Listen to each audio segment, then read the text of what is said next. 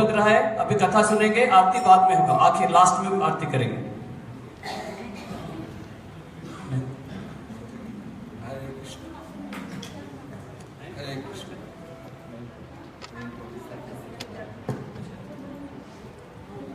हरे कृष्ण।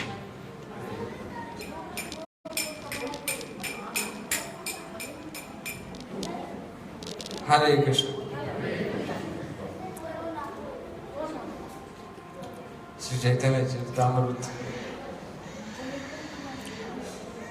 देवी लीलाओं के पांचवें और अंतिम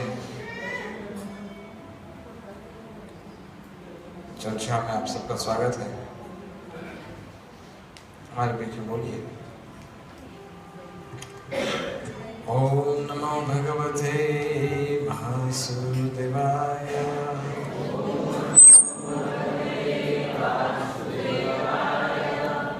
ओम नमो भगवते वासुदेवाय।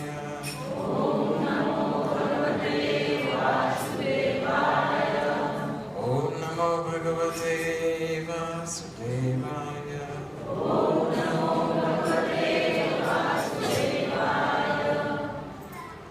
ओम अज्ञानतिमिरान्धस्य ज्ञानाञ्जनशलाकया चक्षुरुन्मिलितं येन तस्मै श्रीगुरवे नमः।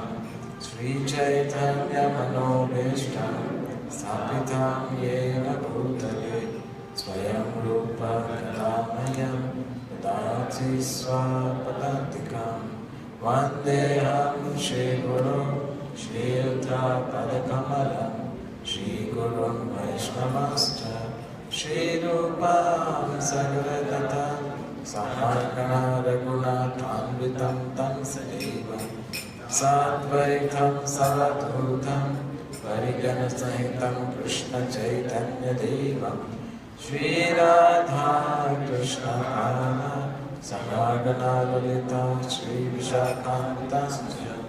हे कृष्णा करुणा सिंधु दीनबंधु जगत्पते गोपेश गोपिका कांता राधा कांता नमोस्तुते। तप्त कांचन गौरांगी राधे वृंदावनेश्वरी वृषभानुसुते देवी प्रणमामि हरिप्रिये।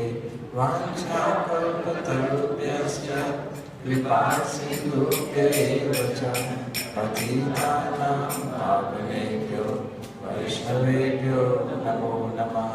जय श्री कृष्ण चैतन्य प्रभु नित्यानंद श्री अद्वैत गदाधर श्रीवासादि गौर भक्तवृंद।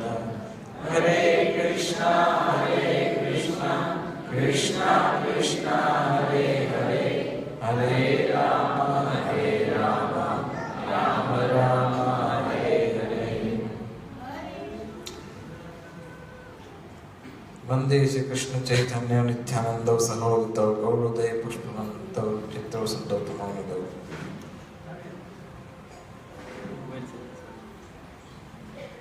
आप सब लोग मोबाइल थोड़ा साइलेंट मोड पे रख दीजिए या बंद कर दीजिए। अब बच्चे को अपना अपना संभालिए सब लोग।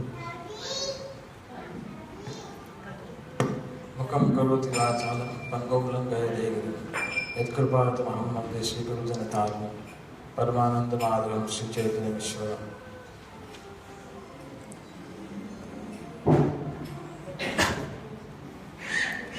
हरे कृष्णा।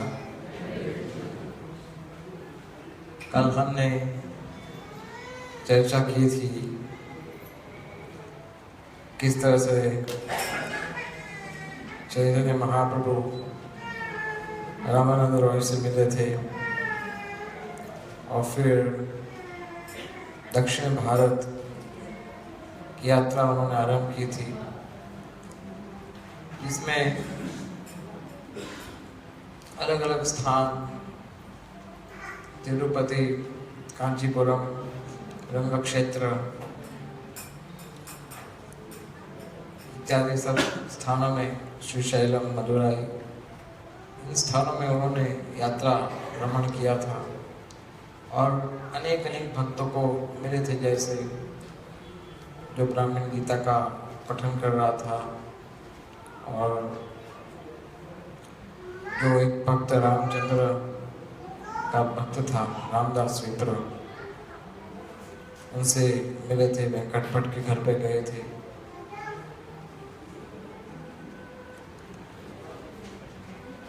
बाद में सब साउथ इंडिया का यात्रा करके पंढरपुर गए थे, और पंढरपुर के बाद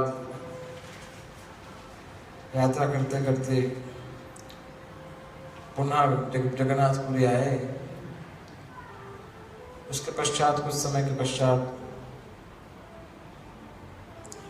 जगन्नाथ जी का रथ यात्रा महोत्सव का आयोजन हुआ था, जिसमें महाराज प्रताप रुद्र पर विशेष कृपा चैतन्य महाप्रभु ने की थी।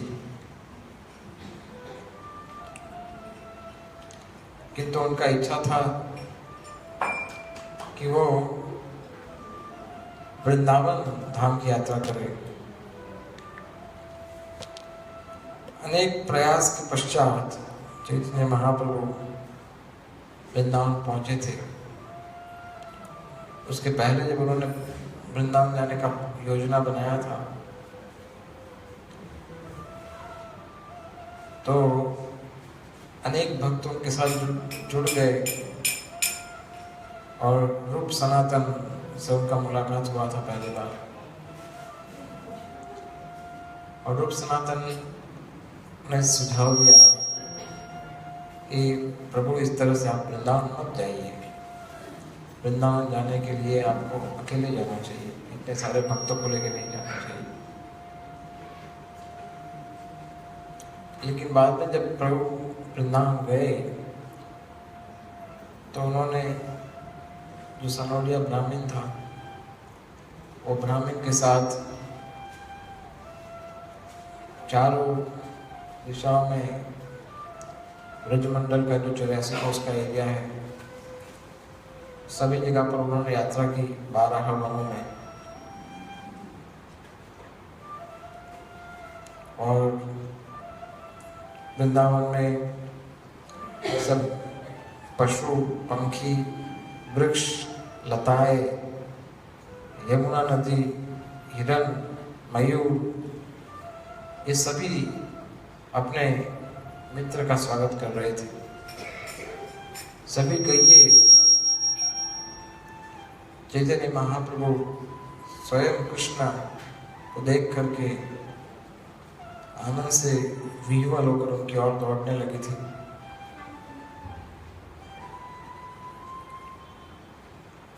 और वृंदावन में कुछ समय व्यतीत करने के पश्चात चैतन्य महाप्रभु प्रयाग गए थे, जहाँ पर उन्होंने रूप गोस्वामी को उपदेश दिया था।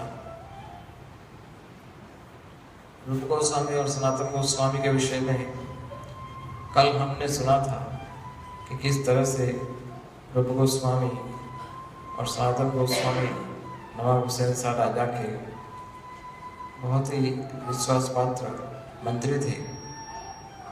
और रूप गोस्वामी ने तो रिटायरमेंट ले ली थी, किंतु सनातन गोस्वामी को रिटायरमेंट नहीं दिया गया था। तो उनको कारागृह में डाला गया था। तो कारागृह से सनातन गोस्वामी रूप गोस्वामी के बताए गए, उन्होंने जो 10,000 सोने की मुद्राएं रखी थी, उसका उपयोग करके वहां से निकल गए। और किस तरह से श्रीकांत को मिले, उसके पहले वो जो धर्मशाला का मालिक था, उससे बच करके निकलते हुए अंत में श्री चैतन्य महाप्रभु के पास पहुंचे।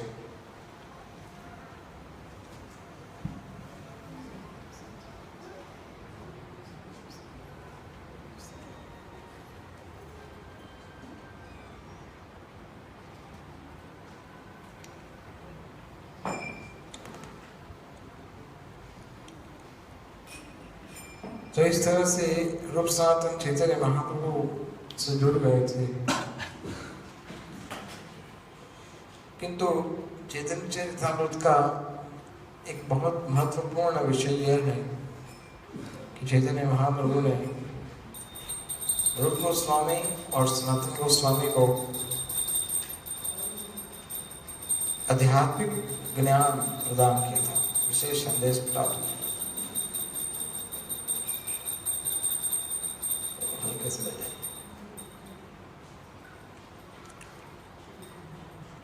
जब रूप गोस्वामी पहली बार मिले थे तब उन्होंने कहा था दोनों भाइयों ने कि हमारा वास्तविक स्वरूप क्या है, हम कौन हैं। जब तक हम ये नहीं जानते तब हम कैसे पंडित हैं। प्रसिद्ध श्लोक चैतन्य चरितामृत में है कि आमी खेने आमाय जावे तापत्र आए, यह नहीं जानी केम नहीं तहाई। ग्राम में व्यवहार पंडित ताई सत्यमान, अपना हिता हित कुछ ही नहीं जाने।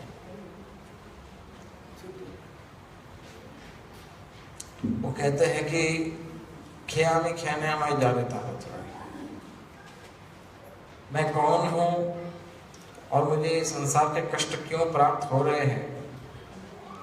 जब तक ये बात मैं नहीं जानता तब तक मेरा अपना हित कैसे हो सकता है। ग्राम में व्यवहारिक पंडित लोग मुझे बड़े बुद्धिशाली मानते हैं,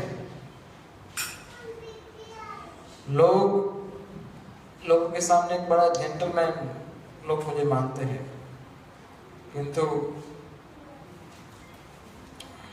मेरा हित किसमें है और मेरा हित किसमें नहीं है ये मैं नहीं जानता। आजकल हम सबकी यही दशा है। भौतिक दृष्टि से हम बहुत विद्वान हो सकते हैं, पढ़े लिखे हो सकते हैं, सुंदर या धनवान हो सकते हैं, किंतु ये सब प्राप्त होने के पश्चात भी अगर कोई व्यक्ति ये नहीं जानता कि वह वास्तव में शरीर नहीं है, वह आत्मा है और वो संसार के दुखों को इसलिए भोग कर रहा है क्योंकि वो अज्ञान में है, तो जब तक इस बात को वो नहीं समझता तब तक उस व्यक्ति में कौन सा महान गुण है, उसका हित अहित किसमें है वो क्या पता, वो कहाँ जानता है ये चीज को। हरा अभक्त से कुतो महत् गुण, जो हरि का भक्त नहीं है चाहे वो बड़ा सेलिब्रिटी क्यों ना हो, लेकिन उसमें कौन सा महान गुण है, उसमें कोई महान गुण नहीं।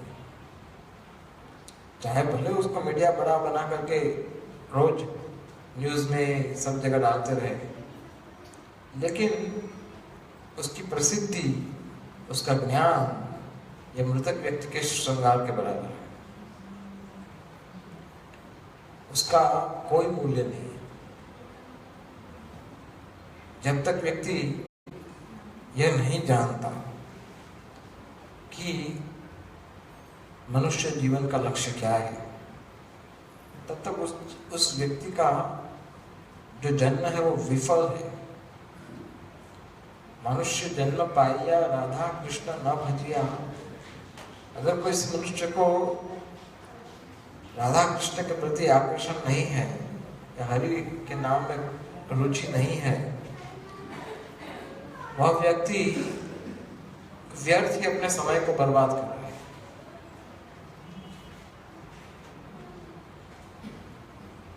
84 लाख प्रकार की अलग अलग योनियां हैं। 9 लाख जल में रहने वाले, इस तरह से जलजा 9 लक्षण, स्थावर लक्षण, 20 लाख स्थावर योनियां हैं। इस तरह से अलग अलग 84 लाख प्रकार की योनि है, जिसमें से केवल 4 लाख योनि मनुष्य की है। केवल 4 लाख, और उसमें से भी भारत में जन्म प्राप्त हो ऐसा सौभाग्य सबको नहीं मिलता, क्योंकि हमें यह सौभाग्य प्राप्त हो चुका है, इसलिए हमें उसका मूल्य नहीं पता। अगर आप विदेश की धरती में कभी देखोगे, वहाँ अगर आपका जन्म हुआ है तो आपको पता पड़ेगा कि जहाँ पर भगवान का नाम का उच्चारण नहीं होता, जहाँ कृष्णा राम ये शब्द कभी सुने नहीं किसी ने, और सब प्रकार के पाप कर्म करना एक साधारण बात मानी जाती है। इसलिए भारत में ये जन्म जो मनुष्य का प्राप्त होता है, ये बड़ा दुर्लभ होता है। अगर इस जन्म को हम गंवा देते हैं तो हमें फिर से 84 लाख प्रकार की योनि में घूमना पड़ता है, जिसमें छिपकली, कॉकरोच, चूहा, ये सब सम्मिलित है। हम उन सभी योनियों में से गुजर के यह सभी प्राप्त किए मनुष्य शरीर। अगर इस शरीर में भी हम केवल अपना समय व्यर्थ प्रलाप में, केवल सांसारिक विषयों में अगर समय व्यतीत करते हैं, गंवा रहे हैं, तो हम अनार्य माने जाते हैं। 2 प्रकार के लोग संस्कृति में होते हैं, एक आर्य और एक अनार्य। आर्य व्यक्ति वो होता है कि जो शास्त्र के आधार पर जीवन जीता है, और अनार्य व्यक्ति वो होता है कि जो शास्त्र के आधार पर जीवन व्यतीत नहीं करता। और अधिकतर लोग आज के समय में असभ्य माने जाते हैं। असभ्य इसलिए माने जाते हैं क्योंकि शास्त्र का परवाह नहीं करते। यह शास्त्र विधि मुत्सृज्य वर्तते कामकारः। भगवान भगवद गीता में कहते हैं कि शास्त्र के आदेशों की जो अवहेलना करता है और अपनी इच्छा के अनुसार मन घड़ंत रूप से कार्य करता है, न स सिद्धिमवाप्नोति, उसे सिद्धि प्राप्त नहीं होती, उसे परम गति भी प्राप्त नहीं होती, उसे शांति भी प्राप्त नहीं होती, उसको सुख भी प्राप्त नहीं होता। न स सिद्धिमवाप्नोति न सुखम न परागति। इसलिए इस मनुष्य जन्म का सदुपयोग करना ये हम सबका चरम कर्तव्य है। ये सारी बातों को रूप गोस्वामी सुन रहे थे चैतन्य महाप्रभु से। चैतन्य महाप्रभु रूप गोस्वामी को एक के बाद एक आध्यात्मिक ज्ञान के रहस्य को बता रहे थे। चैतन्य महाप्रभु बताए कि कोई व्यक्ति धर्म का आचरण करता है और अलग अलग भौतिक कामनाओं को पूर्ति करने के लिए यज्ञ यागादि कर्मकांड का मार्ग चुनता है, तो वह व्यक्ति उस भौतिकवादी जो पापी व्यक्ति है उससे अच्छा है, क्योंकि कम से कम वह भगवान के शरण में जाना चाहता है।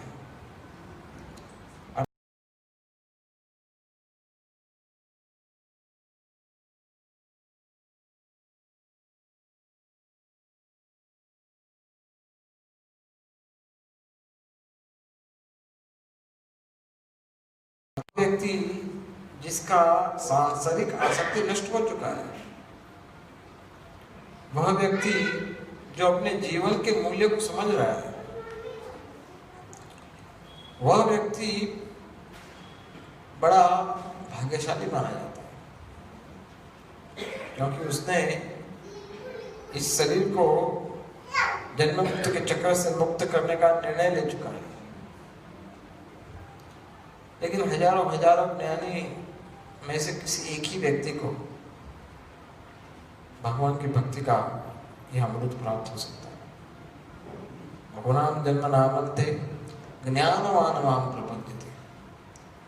अनेक अनेक जन्मों के पश्चात कोई ज्ञानी व्यक्ति ही वासुदेव सर्वमिति, कृष्ण ही सर्वस्व है, यह जान सकता है। वासुदेव सर्वमिति, सब महात्मा सुदुर्लभ, वो व्यक्ति महात्मा कहलाता है। किसी भी व्यक्ति को महात्मा तो भगवान नहीं कहे। किसी भी व्यक्ति को केवल नाम महात्मा देने से कोई महात्मा नहीं बन जाता।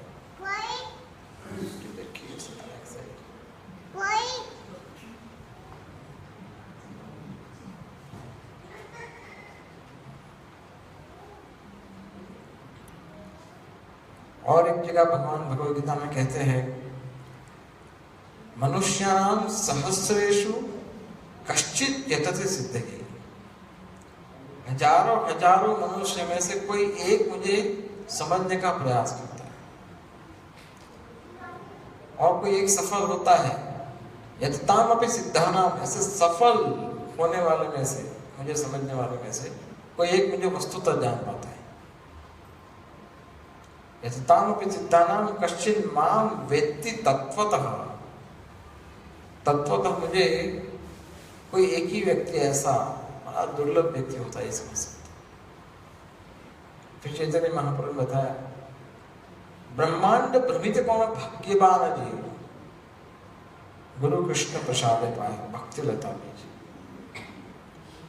सारे ब्रह्मांड में कोई एक ही भाग्यवान जीव हो सकता है जिसको गुरु और कृष्ण के शरण प्राप्त हो सकता है। बड़ा भाग्यवान होता है। देखिए जैसे आप यहाँ पर हम बैठे हैं, गांधीनगर में कई हजारों लाखों लोग रहते हैं, लेकिन कितने भाग्यशाली यहाँ पर आए हैं। यहाँ पर हम भगवान का शुद्ध संदेश बता रहे हैं, भगवान की भक्ति और दिव्य कथाओं का महिमा बता रहे हैं। लेकिन बड़े भाग्यशाली लोग यहाँ पर आए हैं, और ये भाग्यशाली में से जो अधिक भाग्यशाली है वो इसको गंभीरता से लेते हैं, और उनमें से भी जो अधिक भाग्यशाली है वो पूर्ण रूप से अपने आप को भगवान के चरणों में समर्पण करने का निर्णय करते हैं।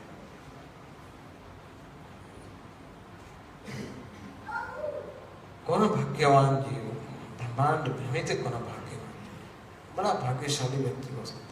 और ये भाग्यशाली व्यक्ति आप में से हर कोई हो सकता है। ऐसा नहीं है कि किसी व्यक्ति के लिए असंभव है, किसी के लिए संभव है। कल हम चर्चा कर रहे थे कि चैतन्य महाप्रभु ने हिरण को कृष्ण प्रेम किया, शेर को कृष्ण प्रेम किया, हाथी को कृष्ण प्रेम किया। इसलिए संभव असंभव की बात मत करो, अपनी इच्छा प्रस्तुत करो। ये अवश्य है कि कृष्ण भगवान के चरणों में अगर आप अपना जीवन समर्पण करेंगे तो आपको कुछ त्यागना पड़ेगा। और वो क्या त्यागना पड़ेगा आपको? आपके कष्टों को, आपके दुखों को। क्या आपके दुख को त्यागने के लिए आप तैयार हो? अगर हम चाहते हैं कि हम हमेशा दुखी रहे, तब तक कृष्ण भक्ति आपको सहायता नहीं कर पाएगी। लेकिन अगर आप कृष्ण भक्ति स्वीकार करना चाहते हो तो आपको दुख को त्याग करना पड़ेगा। आप हमेशा प्रसन्न रह पाओगे। अगर आप इस चीज को स्वीकार करते हो तो ये कृष्ण भक्ति आपके लिए है कि आप हमेशा प्रसन्न रहोगे। गुरु कृष्ण प्रसाद है। किसी भाग्यशाली व्यक्ति के लिए यह बड़ा आशीर्वाद प्राप्त होता है कि गुरु और कृष्ण का कृपा प्राप्त होता है। कृष्ण सबको नहीं मिलते, गुरु भी सबको नहीं मिलते। हजारों हजारों लाखों लाखों लोग तपस्या करने के बाद भी समझ नहीं सकते कि भगवान कौन है। हजारों ऋषि मुनियों की सभा में भृगु मुनि ने प्रश्न पूछा, भगवान कौन है? इसलिए दुर्लभ व्यक्ति भगवान के चरण में आ सकता है।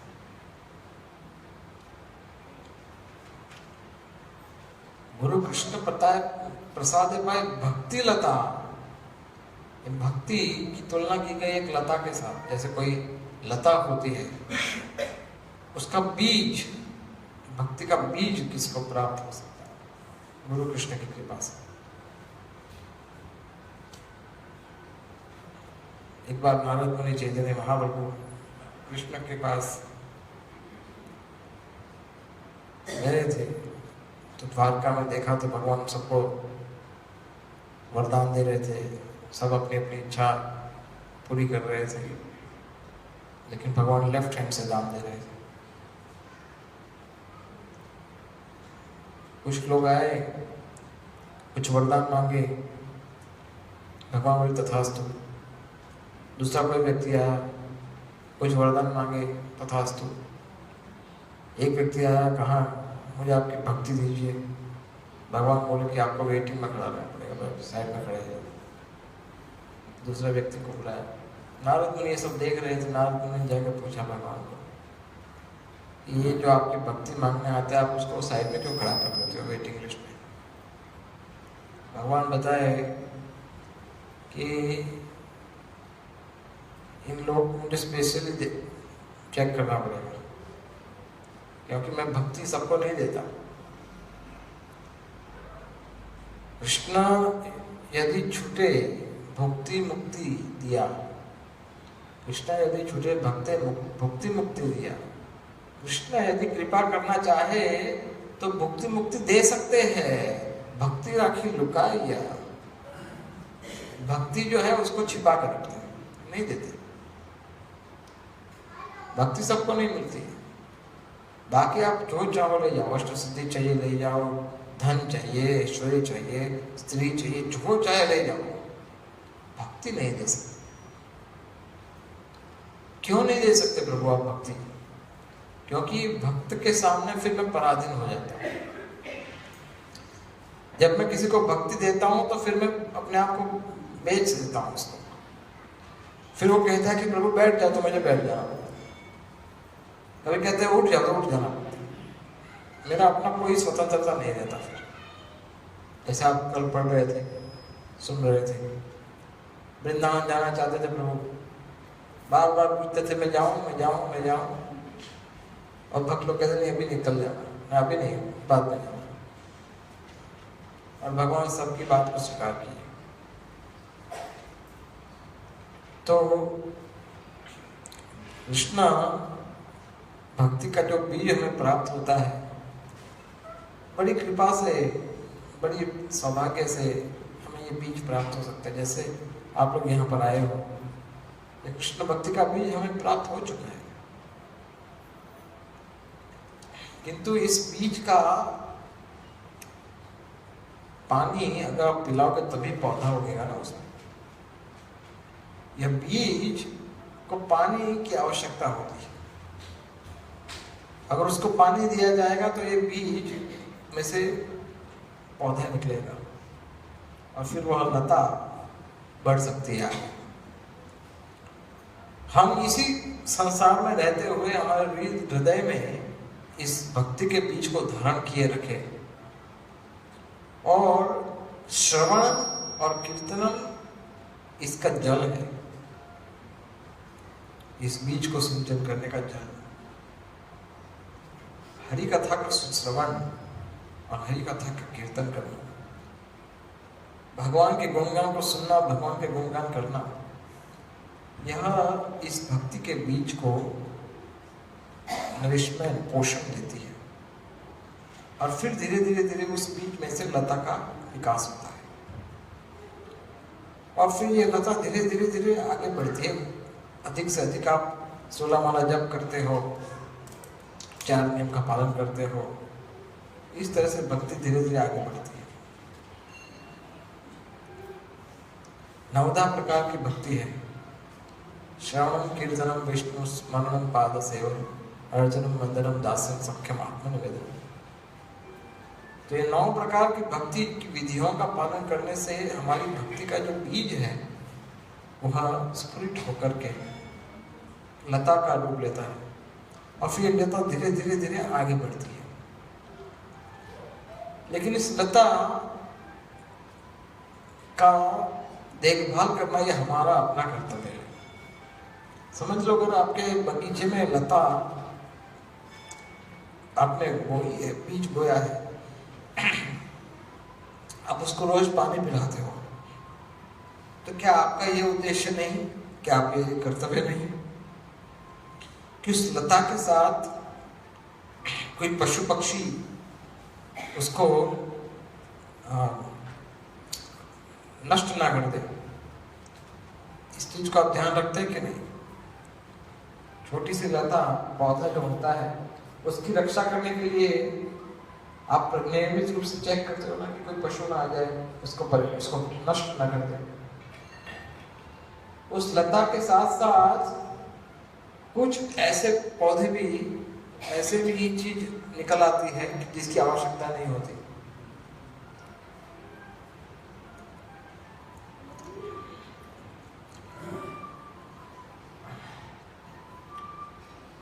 अनवांटेड क्रीपर्स ये निकल आते हैं, और ये अनवांटेड क्रीपर्स क्या करते हैं, जो पानी आप पिलाते हो पौधे को, वो पानी पौधे के बदले वो अपने खुद ले लेते हैं और पौधा जो होता है वो सूखने लगता है। आपने देखा होगा जो लता है वो सूखने लगती है और अनवांटेड जो क्रीपर्स होते हैं वो फूलने लगते, फलने लगते हैं। जब हम कृष्ण भक्ति में जुड़ते हैं तो धीरे धीरे धीरे हमारी लता विकसित होती है और उसके साथ ही अनवांटेड क्रीपर्स खड़े रहते हैं। ये क्या होता है? अनर्था, जिसकी आवश्यकता नहीं, जिसमें हम ध्यान से जप नहीं करते, व्यर्थ प्रलाप करते रहते हैं, नियमों का ठीक से पालन नहीं करते, अलग अलग प्रकार के अपराध करते हैं। अनेक प्रकार के अपराध होते हैं, जिसमें सेवा का अपराध, भगवान ठाकुर जी का सेवा करते हैं अर्चन विग्रह, तो उनके अगर आप नियम को पूर्ण रूप से नहीं जानते, आपका भाव अगर गलत हो गया किसी क्षण, एक क्षण के लिए भी, तभी भी सेवा का अपराध हो सकता है। फिर नाम का अपराध, नाम का अनेक महिमा सुनने के पश्चात भी हम भौतिक आसक्ति बना के रखते हैं। गुरु के चरणों में अपराध, गुरु हमें कुछ शिक्षा देते हैं, आदेश देते हैं, उसका पालन हम नहीं करते, उनको साधारण मनुष्य मान बैठते हैं। इस तरह से अलग अलग प्रकार के अपराध से बचना पड़ता है, तब जाके आपकी भक्ति की लता जो है वो पूरी आगे बढ़ सकती है। सारे अपराधों में सबसे बड़ा अपराध माना जाता है वैष्णव अपराध।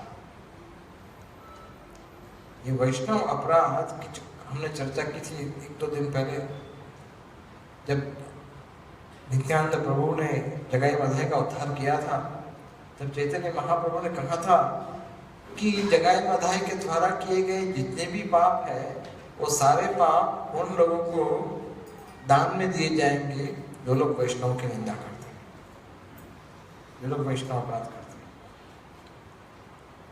अपराध शब्द का अर्थ होता है दुखी करना, कष्ट पहुंचाना। तो वैष्णव का अपराध जो है, इसको चैतन्य महाप्रभु बताए पागल हाथी की तरह, हाथी माता, पागल हाथी। पागल हाथी क्या करता है? अगर वो आपके बगीचे में घुस जाए तो सब कुछ तहस-नहस कर देता है, सब कुछ नष्ट कर देता है, आपकी भक्ति की लता को उखाड़ करके फेंक सकता है।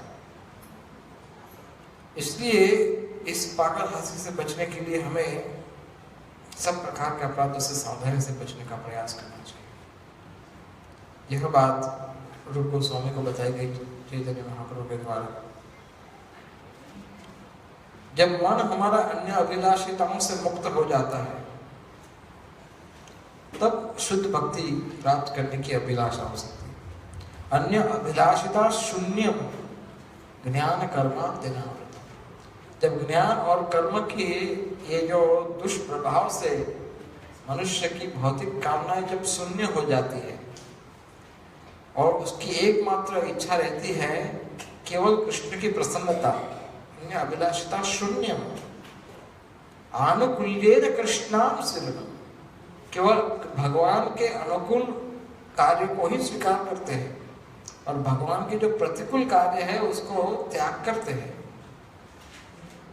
आनुकूल्येन कृष्णाम श्रीलम, वह भक्ति उत्तम, वह उत्तम भक्ति कही जाती है। अगर हम कोई भक्ति में जुड़ते हैं, जब भक्ति में आगे बढ़ते हैं तो स्वाभाविक रूप से हमें उसकी बाय प्रोडक्ट्स मिलने लगती है। जैसे लोग आपका सम्मान करेंगे, आपको लाभ, पूजा, प्रतिष्ठा देंगे, आपको प्रणाम करेंगे, आपके अनुयायी बनेंगे। ये सब बाय प्रोडक्ट मानी जाती है भक्ति की। इससे भी सावधान होकर के आगे बढ़ना पड़ता है, क्योंकि ये भक्ति का शत्रु के रूप में काम करते हैं। जो लाभ, पूजा, प्रतिष्ठा जो है वह भक्ति के मार्ग में अवरोध के रूप में खड़ी रह जाती है और उस व्यक्ति में, उस चीजों में जो फंसा भक्त है वह उत्तम भक्ति को प्राप्त नहीं कर सकता, उससे निकलना पड़ता है उसमें से। जैसे ही उसको कृष्ण के चरणों में अनुराग प्राप्त होने लगता है, जैसे ही उसको दिव्य रस का अमृत प्राप्त होने लगता है, जैसे उसको भक्ति की विधि विधानों में स्वाभाविक रुचि प्राप्त होती है, जैसे उसको भगवान के दिव्य नामों में आकर्षण प्राप्त होता है, रुचि, रस प्राप्त होता है, तब उसका भौतिक रस अपने आप नष्ट हो जाता है। अगर किसी व्यक्ति को उत्तम वस्तु दी जाए तो निकृष्ट वस्तु को भला क्यों स्पर्श करेगा? अगर आपको शुद्ध घी का हलवा प्राप्त हो रहा है तो आप फिर कोई अन्य निम्न वस्तुओं को स्पर्श क्यों करेंगे? है ना? क्यों छुएंगे उसको? अगर आपको उत्तम सुख प्राप्त हो रहा है तो आप निकृष्ट सुख में क्यों फंसेंगे? विषयाविधि वर्तन्ते, भगवान भगवद गीता में कहते हैं जो भगवान के भक्त होते हैं उनको भगवान के चरणों में से निकला हुआ अमृत प्राप्त होता है, इसलिए उनका स्वाभाविक रूप से भौतिक आकर्षण नष्ट हो जाता है। स्वाभाविक रूप से उनको कोई विशेष तपस्या नहीं करनी पड़ती, कोई विशेष अनुष्ठान, कोई विशेष प्रयास नहीं करना पड़ता। हाँ, यदि हम इस आकर्षण को प्राप्त नहीं कर पा रहे हैं तब हमारा जीवन संघर्ष वाला हो सकता है। लेकिन यह आकर्षण बड़ा आसान है। अगर कोई भक्त, अगर कोई व्यक्ति किसी वैष्णव के शरण में चला जाए, किसी वैष्णव की कृपा प्राप्त कर ले, किसी वैष्णव की संगति का लाभ उसको मिल जाए तो उसका भौतिक आकर्षण अपने आप नष्ट हो जाएगा, उसको पता भी नहीं पड़ेगा कब नष्ट हो गया। लेकिन अब उसकी अपनी इच्छा होनी चाहिए कि मैं इसको नष्ट करना चाहता हूँ। तब चैतन्य महाप्रभु ने रूप गोस्वामी को यह भी बताया कि जब पूर्ण रूप से हृदय स्वच्छ हो जाता है इस कलुषित काम, क्रोध, लोभ, मोह, मद, मात्सर्य से, जब अन्य अभिलाषिता, सब अन्य इच्छाओं से हृदय स्वच्छ होता है, तब प्रेम प्रकाशित हो सकता है। और यह प्रेम क्रमशः आगे बढ़ करके 5 प्रकार के दिव्य रसों का आस्वादन करता है। इसे मुख्य 5 है, अन्य बहुत सारे भक्ति के वैज्ञानिक संदेश, उपदेश चैतन्य महाप्रभु ने भक्ति रसामृत के ग्रंथ में जो रूप गोस्वामी बताए, वो सारे संदेश चैतन्य महाप्रभु समझाए थे रूप गोस्वामी को।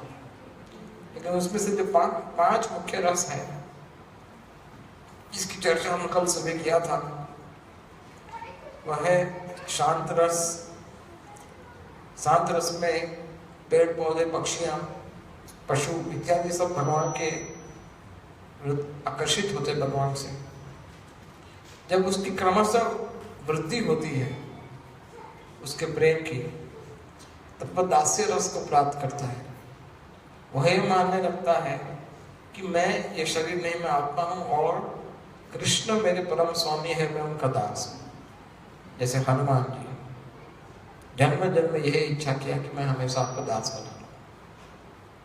चित्रक पत्रक ये भगवान के दासों में से निरंतर उनकी सेवा करते हैं। जब इस प्रेम की अभिवृद्धि होती है तब वह सख्य रस प्राप्त करता है। सख्य रस में वो भगवान के साथ मित्रता पूर्वक सुबल इत्यादि जो व्यवहार किए, कभी खेल खेलते हैं, कभी पूरा दिन व्यतीत करते हैं 12 वनों में, तो यह सख्य रस का प्रेम प्राप्त होता है। तत्पश्चात उसमें भी वृद्धि होने पर वात्सल्य रस किसी को प्राप्त हो सकता है। वात्सल्य रस में भक्त नंद महाराज, यशोदा माता, उनकी सेवा करता है या उनके जैसा भाव अनुकूल करता है। और उसके बाद सबसे उत्तम रस जो है गोपियों के द्वारा भगवान को दिया गया प्रेम। तो यह सारे रस की चर्चा चैतन्य महाप्रभु ने रूप गोस्वामी को बताई। अनेक नियम बताए, लेकिन उसमें से चैतन्य महाप्रभु बताया कि 5 चीज है बहुत ही महत्वपूर्ण है। भक्ति के कई अंग है, 64 अंगों की चर्चा की, उसमें से 5 अंग जो है वो सबसे मुख्य बताए। 5 अंग में से कौन से 5 अंग? एक तो है सबसे पहले हरि नाम, भगवान के नाम का जप करना प्रतिदिन। भागवत सेवन, प्रतिदिन श्रीमद् भागवतम को पढ़ना, भगवान के ग्रंथों को पढ़ना प्रतिदिन। भक्तों का संगति, ये तीसरा अंग है कि भक्तों की संगति में रहना, भक्त का संग प्राप्त करना। अगर नहीं मिल रहा है तो ढूंढो कहां से हमें भक्तों की संगति प्राप्त हो सकती है। ऐसे भक्तों की संगति प्राप्त करना जो भक्त हमारी आध्यात्मिक चेतना को उजागर कर सके। ऐसे भक्तों की संगत करना जो स्वयं अच्छा आचरण प्रदर्शित कर रहे हो। तीसरा उन्होंने बताया अर्चा विग्रहों की पूजा, श्री मूर्ति से भगवान के अर्चा विग्रह की प्रतिदिन पूजा करना, उनकी मंगला आरती, उनका श्रृंगार, उनको भोग लगाना, उनकी आरती करना, उनको विश्राम देना, उनके लिए बड़े बड़े उत्सवों का आयोजन करना।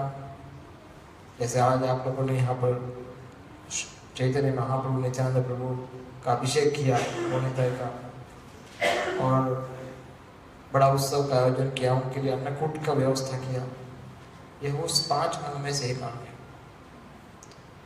और 5वां चैतन्य महाप्रभु बताया भगवान के धाम में रहना। अभी आप कहेंगे कि हम भगवान के धाम में रहने कैसे जाए? हम तो अहमदाबाद या गांधीनगर में रहने वाले लोग हैं।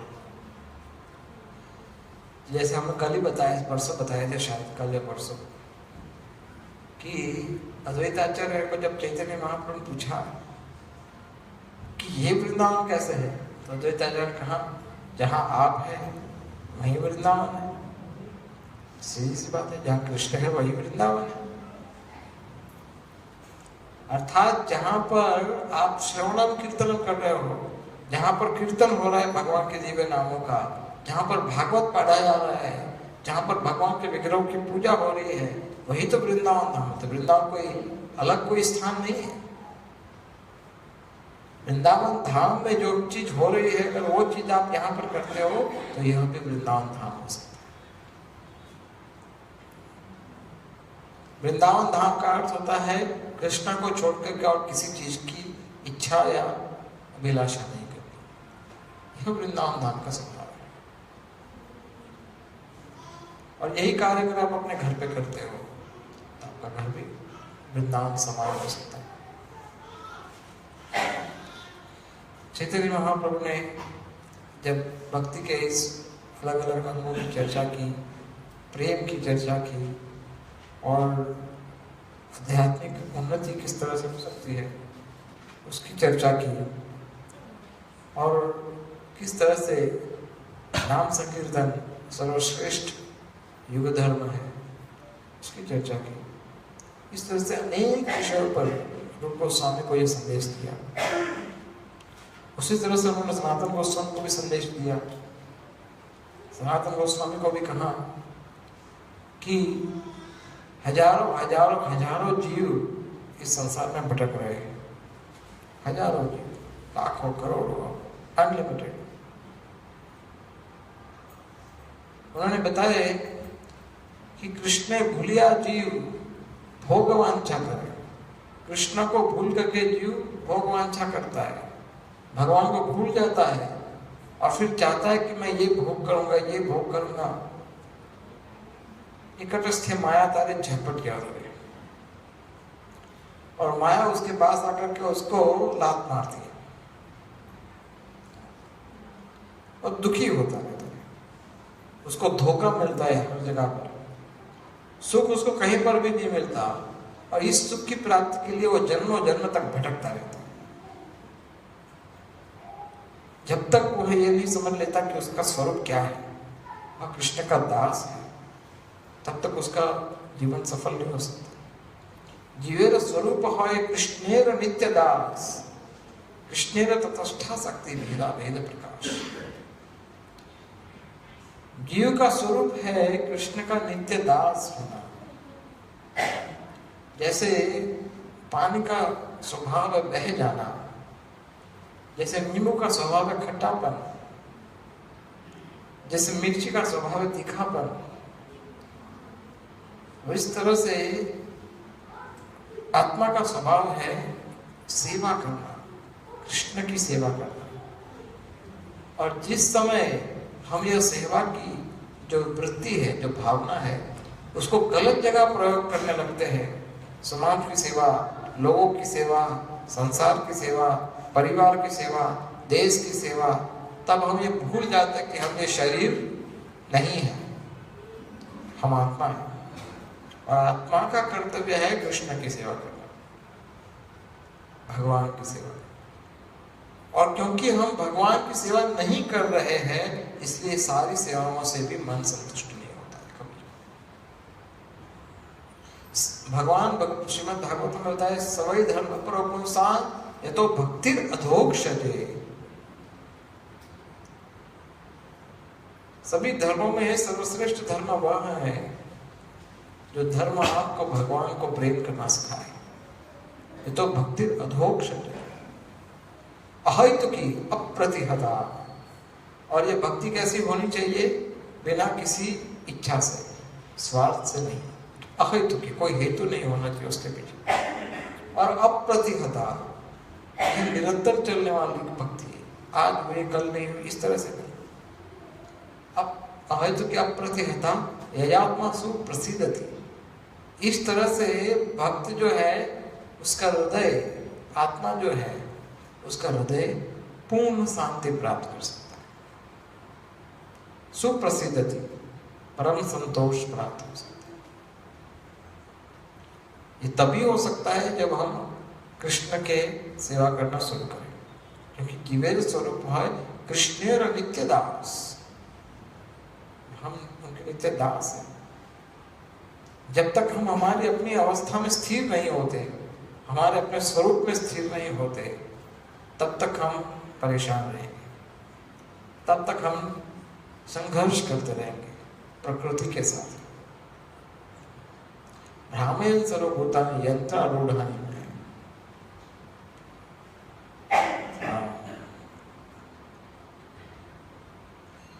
भगवद गीता में भगवान कहते हैं कि जीव जो है वो निरंतर प्रकृति के साथ संघर्ष करता रहता है। क्यों? सुखी होने के लिए, भगवान बनने के लिए, जो हो ही नहीं सकता कभी। फिर चैतन्य महाप्रभु ने सनातन गोस्वामी को बताया किस तरह से जीव भगवान को भूल करके संसार में गिरता है, अपनी स्वतंत्रता का दुरुपयोग करता है। हमें एक स्वतंत्रता प्राप्त हुई है क्या? हम चाहे तो कृष्ण की शरण में जा सकते हैं और अगर हम चाहे तो हम माया की शरण में जा सकते हैं। ये दो में से कोई भी एक ही विकल्प हम स्वीकार कर सकते हैं, इसके अलावा तीसरा कोई विकल्प नहीं। और हम जब जब हमारी स्वतंत्रता का दुरुपयोग करते हैं तब तक हम रोते हैं, तब तक हम दुखी होते हैं, तब तक हमें कष्ट होता है। और जब जब हम उस स्वतंत्रता का सदुपयोग करके कृष्ण की शरण में जाते हैं, वह कार्य आपको अनेक अनेक कष्टों से बचा लेता है। ये स्वतंत्रता का दुरुपयोग ही हमारी सबसे बड़ी समस्या है। जब स्वतंत्रता का दुरुपयोग कोई करते हैं तो फिर प्रकृति के नियम उसको सजा करते हैं, प्रकृति के 3 गुण उसको रस्सी से बांध देते हैं और वो बंधा हुआ जीव जैसे कोई कैदी की भांति जेल में सट रहा है। और हम सब उसी प्रकार के कैदी हैं जो जेल में सट रहे हैं। और हमें अनेक अनेक प्रकार के विपदाओं का सामना करना पड़ता है, अनेक अनेक प्रकार के कष्टों का सामना करना पड़ता है। कभी आकस्मिक मृत्यु हो जाती है, कभी धन चला जाता है, अनेक अनेक प्रकार की समस्याओं का सामना करना पड़ता है। क्यों? क्योंकि माया हमें गेंद की भांति उछाल कर फेंक रही है। कभी हमें इधर से टॉस करते, कभी उधर से टॉस करते। और ये हमारी दुखद अवस्था होती है। क्यों?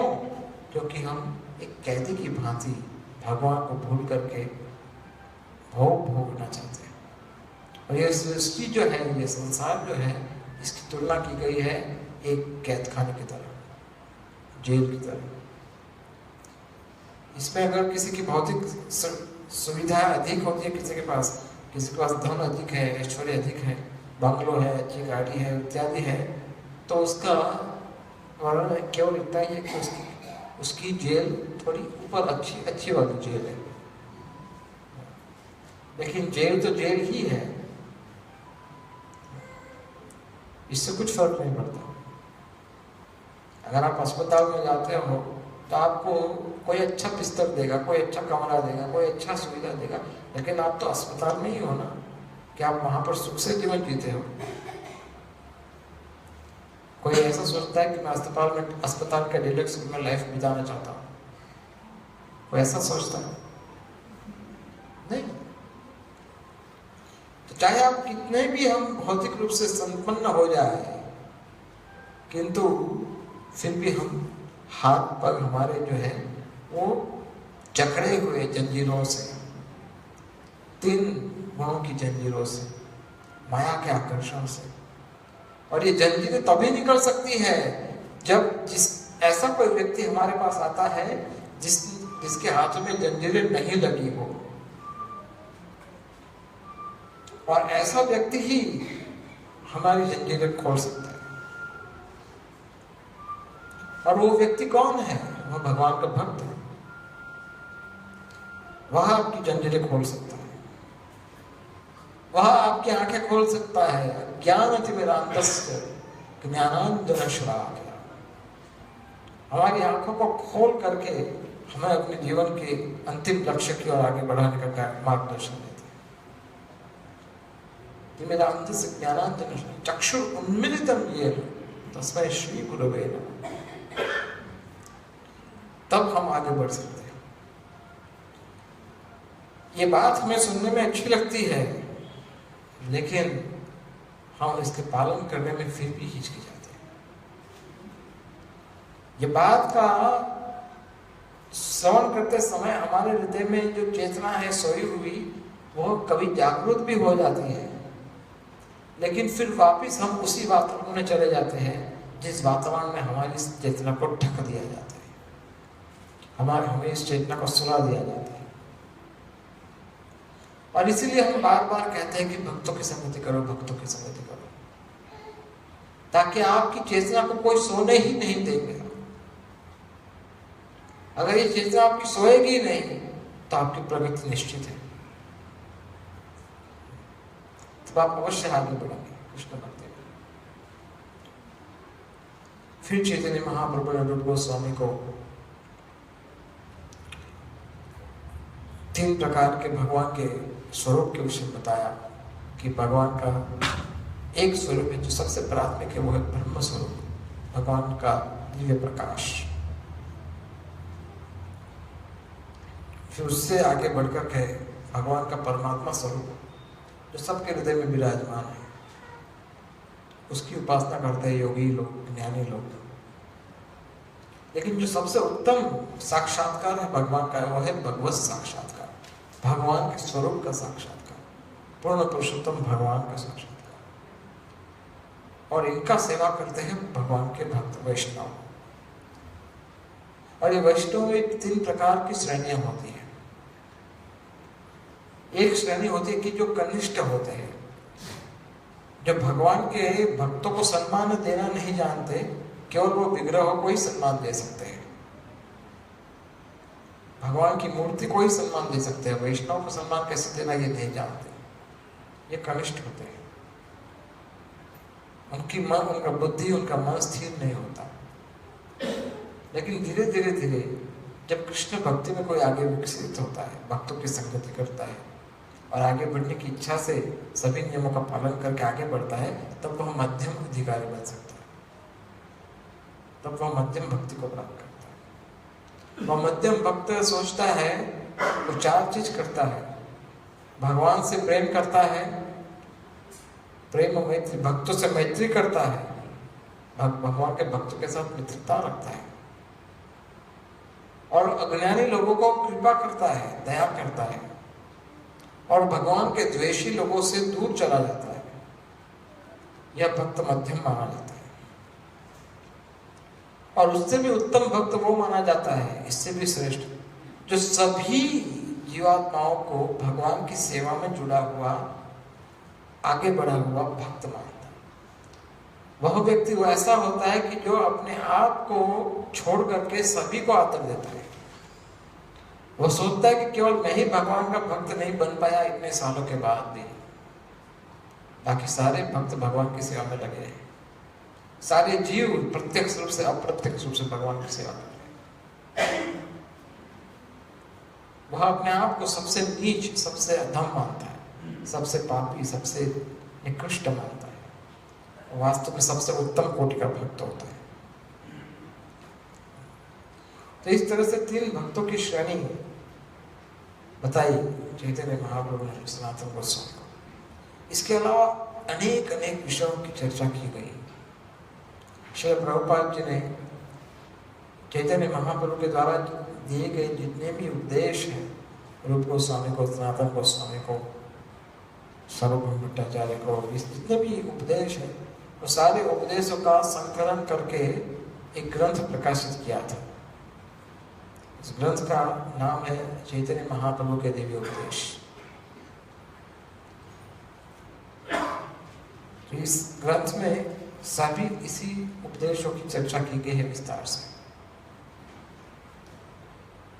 जब चैतन्य महाप्रभु इस तरह से रूप सनातन गोस्वामी का उनको उपदेश देकर के आगे बढ़े, जगन्नाथपुरी जाना चाहते थे, लेकिन रास्ते में फिर से वाराणसी पहुंचे थे। और वाराणसी में आपको पता है कि मायावादी सन्यासियों ने चैतन्य महाप्रभु की निंदा की थी। उन सबका नेता था प्रकाश आनंद सरस्वती। और उन भक्तों ने कहा था कि प्रभु, या तो प्रकाश आनंद सरस्वती के सभी अनुयायियों को, उनको सबको भक्त बना दो, कृष्ण प्रेम दे दो, या फिर हमें यह स्थान को छोड़ने का आदेश दे दो, या तो फिर हमें मृत्युदंड दे, लेकिन हम आपकी निंदा नहीं सुन सकते। भगवान के भक्तों की निंदा सुनना मृत्यु के बराबर है, कभी सुनना नहीं चाहिए। तो इस बार चैतन्य महाप्रभु जब आए तो एक ब्राह्मण उसने न्योता दिया था सभी सन्यासियों को वार्तालाप करने के लिए, भोजन के लिए आमंत्रण किया था। तो प्रकाश आनंद सरस्वती उन सबके नेता थे और उन सबके साथ बड़े प्रखर से प्रखर मायावादी सन्यासी, बड़े विद्वान, संस्कृत के बड़े महापंडित, ये सारे नेता सन्यासी इकट्ठे हुए एक साथ। और चैतन्य महाप्रभु को भी इसमें आमंत्रण दिया गया, आप भी आइए। चैतन्य महाप्रभु सन्यास सब सन्यासियों की सभा के द्वार में आए, द्वार तक आए और हर एक घर के द्वार पर पहले के समय में ऐसा सिस्टम था